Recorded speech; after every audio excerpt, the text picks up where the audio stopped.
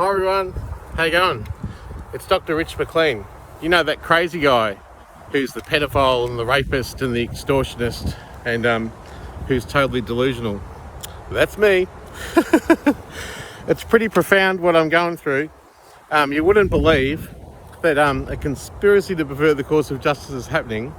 It's documented by authorities, but no authority is prepared to cross the floor because it'll cost the government and other agencies and powerful people their jobs, and it'll get me over $6 million.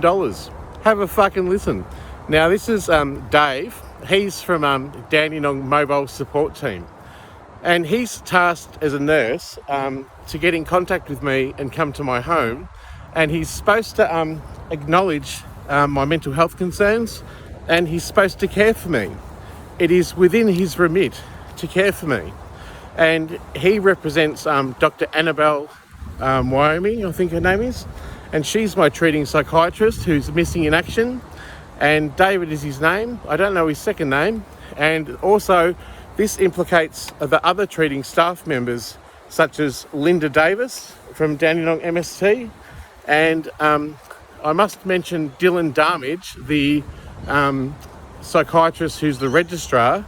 He's actually been pretty good in that he's now acknowledged and asked HCF and AFCA and the Workplace Minister Danny Pearson to get back to me, because it's indicative that their refusal to acknowledge me and blacklist me is causing me harm, and it's affecting my mental illness. Now, there's only one way that can go, two ways that can go.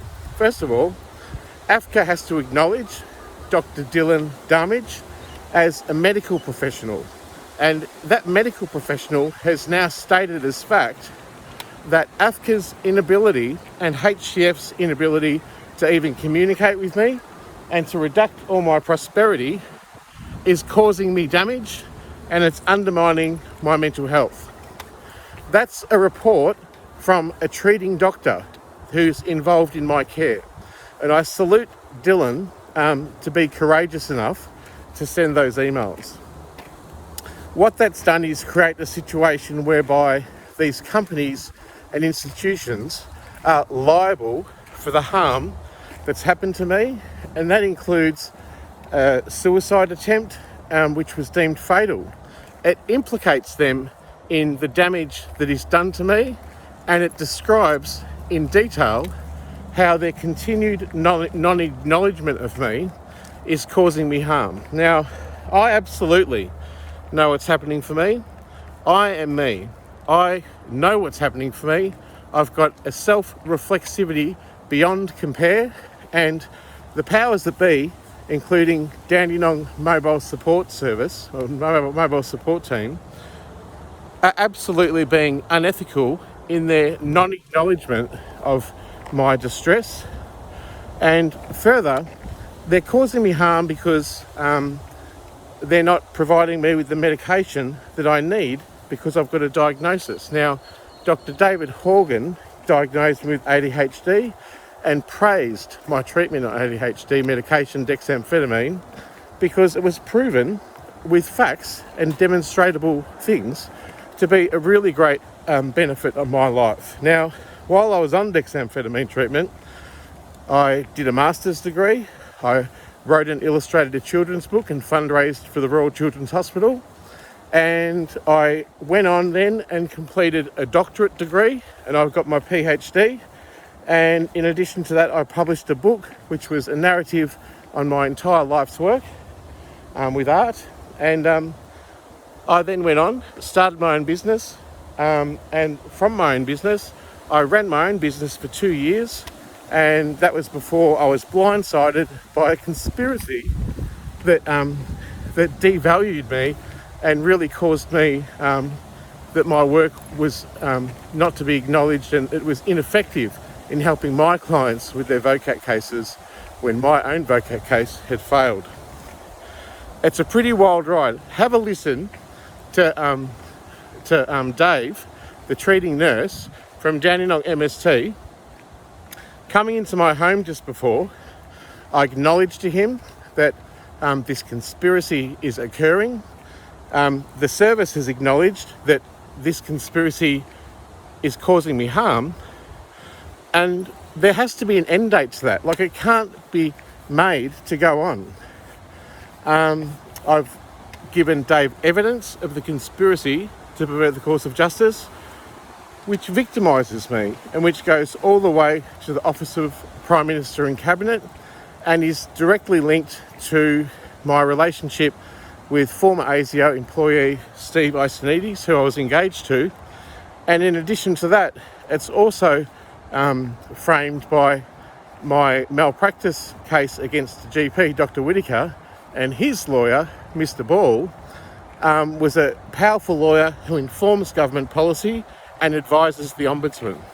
Now, I'm a failed whistleblower at the Ombudsman, and he informs that service. I also, in my whole 50 years, have not been able to get a lawyer, and this has caused immeasurable detriment, financial loss, the loss of all my property and my possessions, and it's caused my health to suffer. Now, I went on to say to him that if I die, if I kill myself from this vile victimisation in which I've been scapegoated from the entire Australian community of lawyers, politicians, and even my family, then the coroner is going to have to investigate the reasons for my death. And I've already published on my website the reasons why I'm victimised, how they've done it, how it's all linked up. And that is going to be provable. It's provable now, but if I die, they're going to have to investigate it. And Dave of MST will be complicit in that conspiracy because of his refusal to act. And Dr. Annabelle Wyoming, I think her name is Wybell, my treating psychiatrist, will also be implicated. So will Linda Davis, who refuses to acknowledge me or my issues. And basically, I'm left with nothing else in the world apart from me and my beautiful dog. Hello, Crystal. She's awesome. I'm pretty good, actually, compared to what's happened to me. I'm pretty chipper, and I'm in a good mood because there could be a way out for me today. Now, this is the thing. Dylan Darmage even emailed Workplace Minister Danny Pearson and said to him, there's an injustice occurring, and that injustice is that his work cover hasn't been paid, and it wasn't paid. Now, there's two parts to that. The federal court is satisfied on evidence that I provided them that I, an employee of the DSS. However, the government knocked back my work cover because they're saying I'm not an employee for the purposes of the SRC Act. So the government said no, and then they had a government lawyer, Kate Watson, to defend that very statement. And it took 2.5 years, went to the AAT, and I predicted that I would lose this way back in 2021 when I emailed Michaelia Cash, because I'd lost $1.5 million settlement at the Australian Human Rights Commission, who now refused to acknowledge me, and also that I was banned from AFCA, and that led to over $2 million in deficiencies of payments that I would have otherwise been paid. Now, yeah, it's a pretty wild ride, and I'm pretty well. I'm just chipper. I'm just publishing my findings and expressing myself, because the one last thing that I have in the world is sentience. It's all I need. I'm very grateful for it, and I will win either way, and I will win with your help or without your help. Now, what's happening now is that Danny Pearson's office, I must mention Miranda Holt. She's from GuideStar. She actually helped me by acknowledging to Danny Pearson's office my injustice, and so did Dylan Darmage. And now the government, Danny Pearson's office, the Workplace Minister, has called WorkSafe, where I was banned from contacting them, and they called me and said there's a potential settlement that hasn't been paid, and we're working now to get it resolved as quickly as possible. This is a different tone to it than me trying to get compensation, rightful and just and fair compensation from many places. It means that the government has now done a 180 and it's coming from the top down to me, and they're trying to sort out my issues. So, on the premise of that tone of what's happening, you would think that they're aiming to try and get me a settlement of some sort. And the settlement's regarding a 2004 impairments benefit claim, and that's with Northwest Area Mental Health Service regarding a psychological injury I had at the time, psychiatric injury. And it's different this time because I am actually considered a worker for the SRC Act, so they can't use that one on me. And in actual fact, there was a injury at that time from the incredible stress and having to face a mental health system which didn't acknowledge me and I couldn't gel with. And this is provable in my video that I'm just about to share with you. Now, if that impairment benefit is judged by DXC, the insurer, as being 100%, then I'm going to be in receipt of over $730,000. And that's a lot of money. It's also the only money that I've ever got, you know, in all of my injustices. And it seems to me that this is different this time in that the head honchos in the government are now saying, well, look into it, sort it out as quickly as possible, because the government are well aware of my injustice, and every public service official who's paid over $500,000, who's high up in the government, are not going to dob on their mates or cause issues for their peers by highlighting my injustices. It's as simple as that. It's about money. Now, I'm receiving that call today from Steve at WorkSafe, and if I get an acknowledgement that they determine liability, and even if I got a 10% liability, which is obvious, that would be $70,000. That would really be helpful for me. And you know what? It just remains to be seen, doesn't it, that will this conspiracy hold up to its brutal oppression of me, and will they find a reason not to give me this impairment payment? And further, if they do give me an impairments payment of some sort, will that be the end of it? We'll have to wait and find out. But for now, please lock yourself in your seats and have a listen. Here's Dave, a mental health nurse from Dandenong Mobile Support Team, and he's tasked to look after me and look after me framed by my mental illness and my concerns, which the mobile support team have acknowledged, but which he won't acknowledge. And he asked me what he can do, and I clearly outlined to him, this is what you do.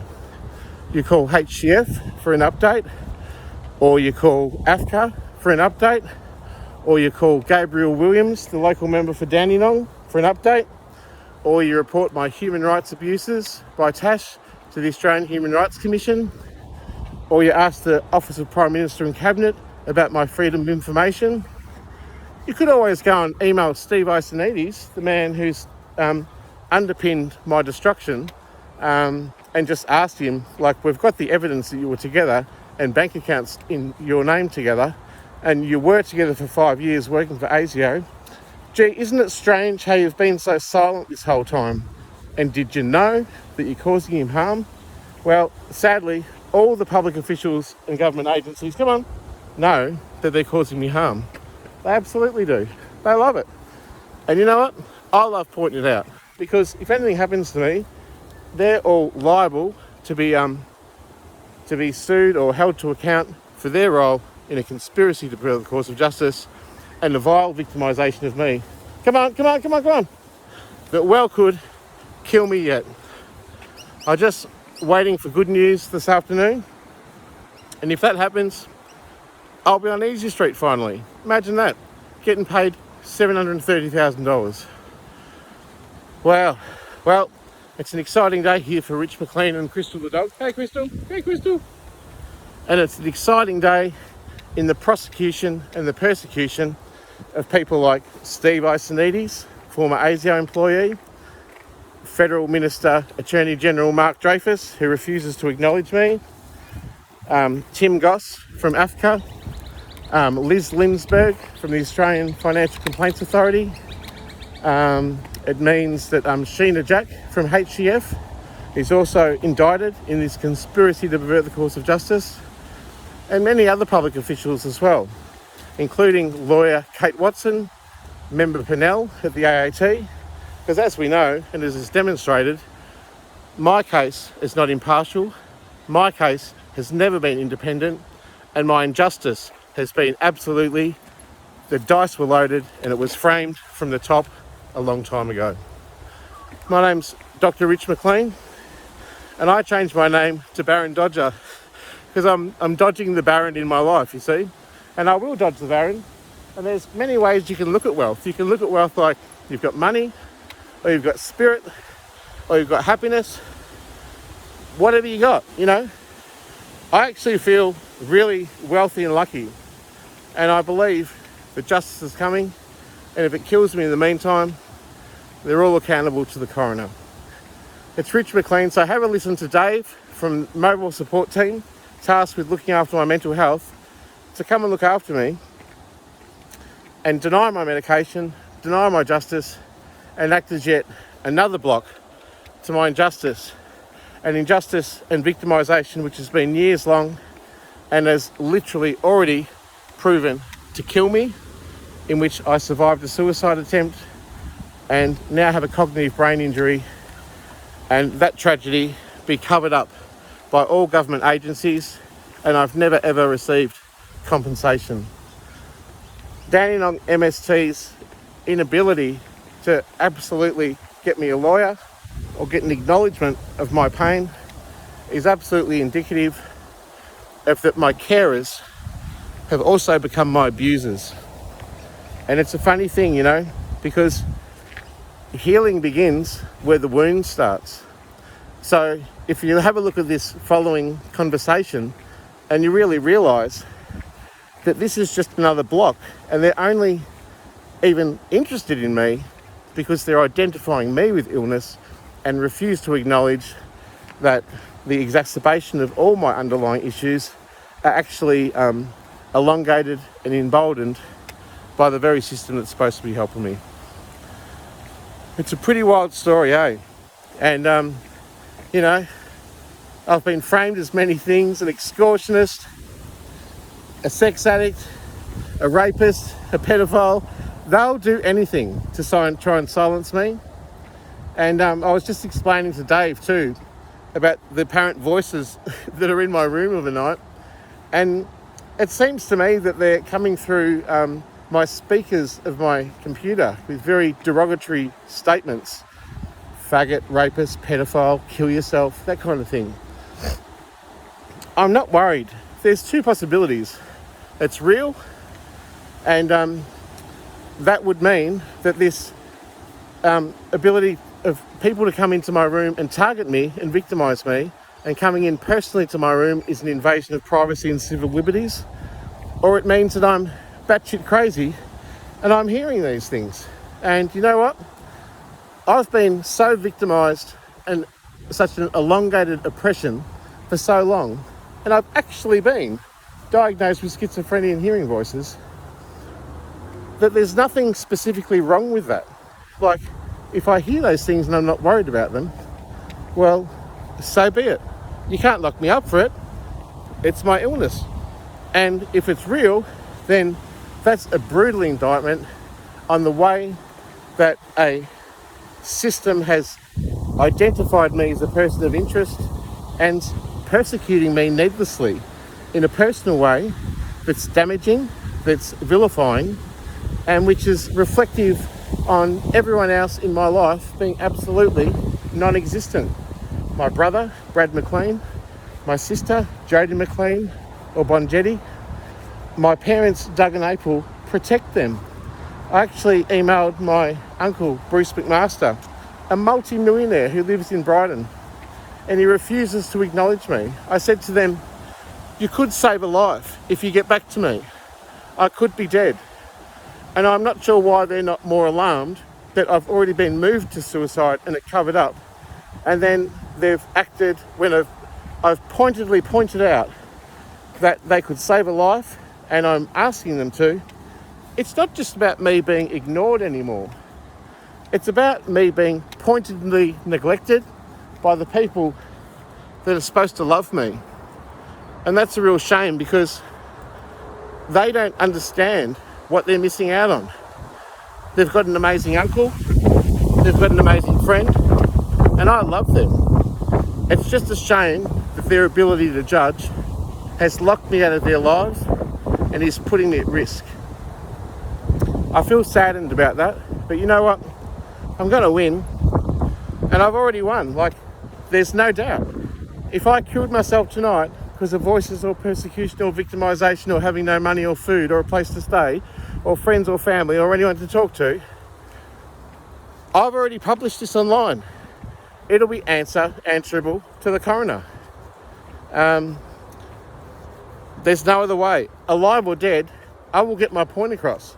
And it's a sad thing that I'm having to publish all this on YouTube, because if you had a friend to talk to, if you had a family member to confide in, you wouldn't have to have a YouTube channel, would you?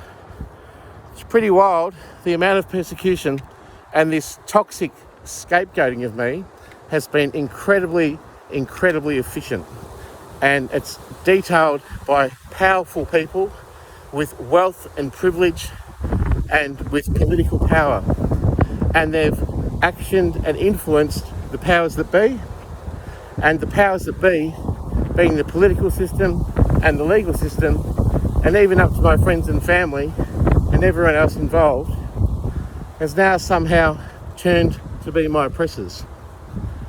I'm actually pretty good. It's a nice day. It's gorgeous, actually. And there's crows on the ground.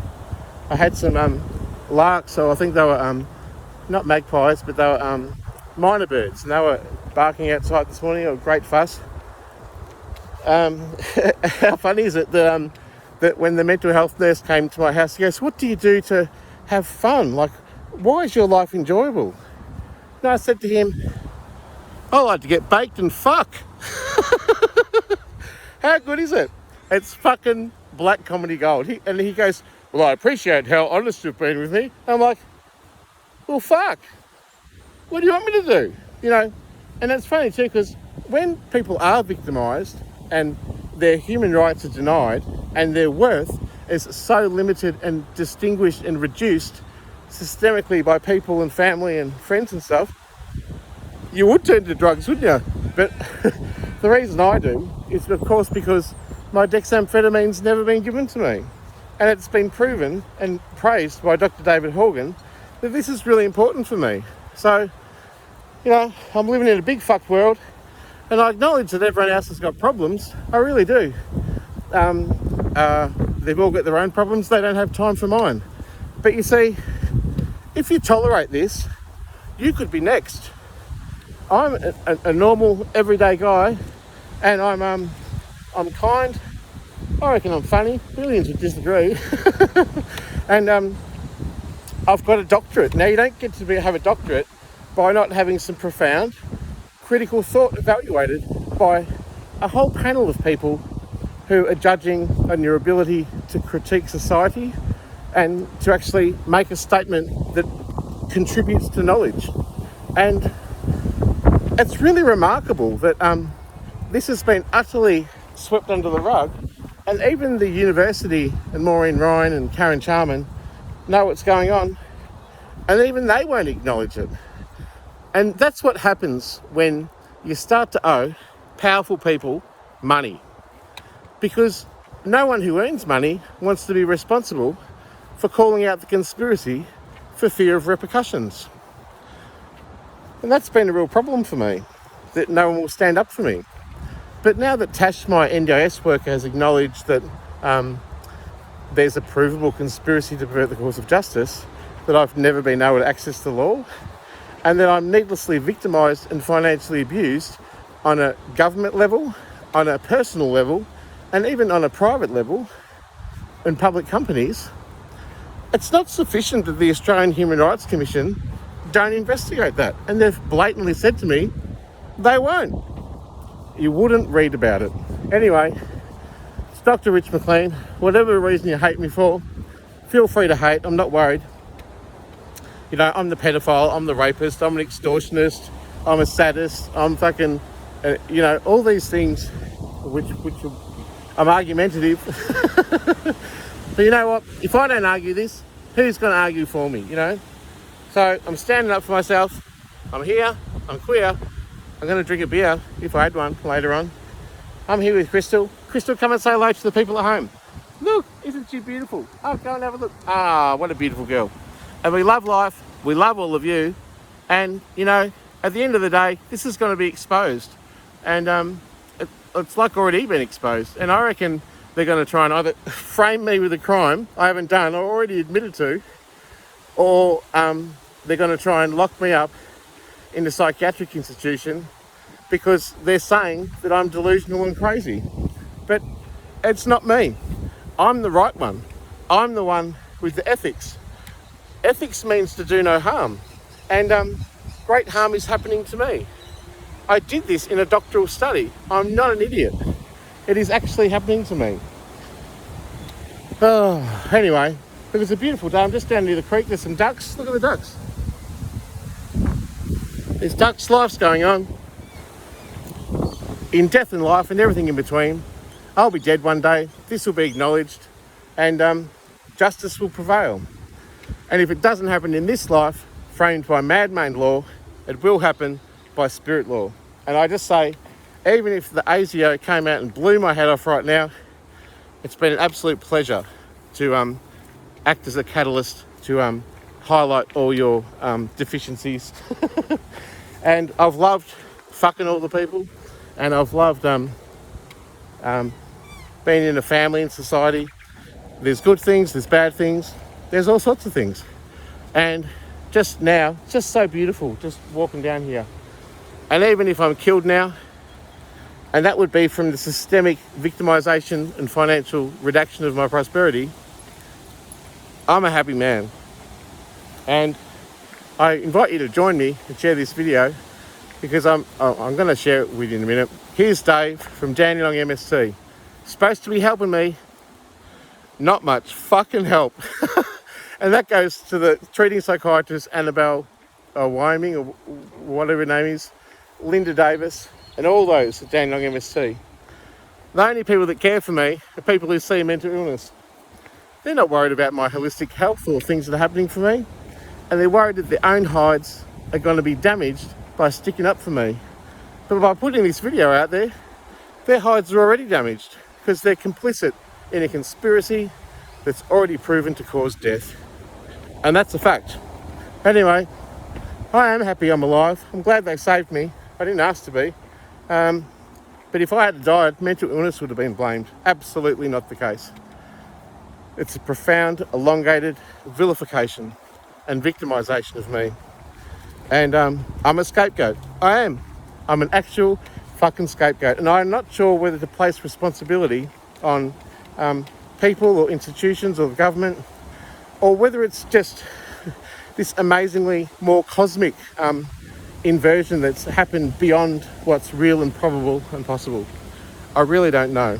But whatever it is, it's Rich McLean signing off. Have a fucking listen to this. This is how the mental health system helps me. It's a pretty woeful joke. I love all of you, and I've already won, even if I'm dead. Have a great day, everyone, and feel free to share this video, because like I said, I'm a normal person, and I worked for 30 years helping other people, and I need help now. And if no one helps me, then so be it. But I just want to say that if you're watching this and you think you're immune from prosecution, then think again, because I'm just a normal guy with incredible resilience and incredible talent, and I've got incredible determination and a stoic stubbornness for the annals of justice, which I believe should occur. And I'm still waiting. If you don't believe that this can happen to you, then you're wrong. And this could happen to you. And if you tolerate this, your children could be next. It's Rich McLean signing off. That's my sermon for today. Have a listen to this. It's fucking epic. See ya.